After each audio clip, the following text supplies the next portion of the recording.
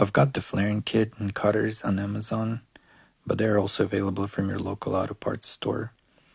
Brake line was pinched and snapped during the accident. Replacing it is complicated because it runs behind front drive unit and over the battery all the way to the right side. This requires battery pull and I want to avoid that, so flaring to the rescue. The other two lines going to the rear brakes are fine, just a little bent and dented. However, as you can see inside the bottom frame, where they run to the back, they popped off the clips. I will try to snap them back in later. I stripped the plastic and coating off to reveal the line. This bend in the line needs to be cut off, otherwise there is not enough room to put the flaring tool and fitting. And it's cut off. This cutting tool is pretty great, just go very slowly so you don't break the cutting wheel. Following instructions in the package, I have a successful flare. Don't forget your fitting before you flare. Unfortunately, I made a mistake and used the standard SAE fitting. It's 3/8 with 24 pitch. Tesla uses metric M10 with 1mm pitch. I didn't want to redo the flare, so I went back to the store and picked up this adapter. This would be great, but the problem is, for some reason, these ones are very short. I checked multiple stores and online, all of them are the same.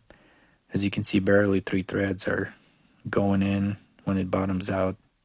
If you compare it to like unions, almost twice as longer. I don't feel safe leaving it like that. I'm just gonna cut it off again and redo the proper metric fitting. I also got an 18-inch brake line from local store to fill in the brake line that is lost due to accident and flaring. This has standard fitting and I'll be cutting it to proper lengths anyway and will replace with metric one. This way it's all the same and proper size to connect to brake hose. I finally got all the pieces I like. I couldn't find any M10 with 1mm pitch in the local stores. I bought these ones first from Amazon but didn't like the extra unthreaded space at the end, and the flare portion didn't look good. On top of this, it also felt really loose over the line, so I didn't want to use them. These were just unnamed brand. Then I bought 2 more different ones. These are by 4 Lifetimes brand. Much better looking but also slightly looser than I liked. These are probably good for coated lines. So I found these other stainless ones from Stop Shop on Amazon. These look really good even on flare end and fit snug. Really snug that even a label residue makes it stuck. This is what I'm going to use. I cut off a replacement piece from the 8-inch line I got from local parts store. Let's flare both lines, put it all together and test the brakes. Also, I couldn't find the original brake hose bracket for the frame, so I got one from Model 3. They all have the same hose mounting end, just had to cut it a bit, make a tab, and drill a hole for the screw. I drilled the wrong one first, but it won't matter. I will fix all this later when I find the proper bracket. To quickly show you, I looked at the other end. It should be angled toward the back, which makes sense because the line comes up from here and goes perpendicular to the bracket to avoid bending the line. So Model 3 bracket will work, just a little taller on the hose end, but it won't be in the way of anything. I'll replace it later when I find the right one. I also needed brake hose clips, got a bag of them from Amazon as well. They are 13mm wide on the inside and fit perfectly for Tesla hoses. On this subject, I want to make a suggestion and reminder to all the salvage recyclers out there. When you sell the brake hose, sell it with the brackets and retaining clips. Many sellers don't seem to care and it's really frustrating to hunt down all these parts separately. Sometimes they're not even available. I don't know if people just throw them away or what. And we have a successful repair.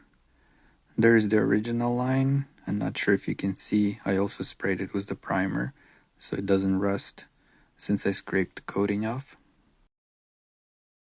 And then the one that came from the store is already e-coated.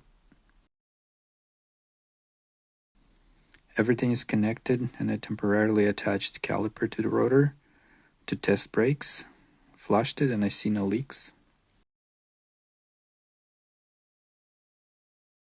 We are good to reassemble it. And it's all installed. Temporary bracket for now. Union. Tested for leaks again, all good. Final touch. For all the dents and scrapes on the lines, I just covered them with liquid electric tape. Maybe an overkill, but better than just letting it rust. You could also use spray paint or anything else. I just didn't want to spray over everything. Here's an update on the bracket. I had a modded Model 3 bracket temporarily here because I couldn't find the original. There is a small difference actually that I didn't notice earlier. The way the hose is positioned is slightly rotated on the original bracket. Anyways, I wanted to make it all factory looking. Of course you can order from Tesla, but I found cheap hose on eBay with both brackets included.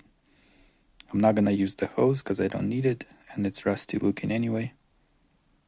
This other bracket was also broken off on mine, so I'll swap this to good one and make it factory original.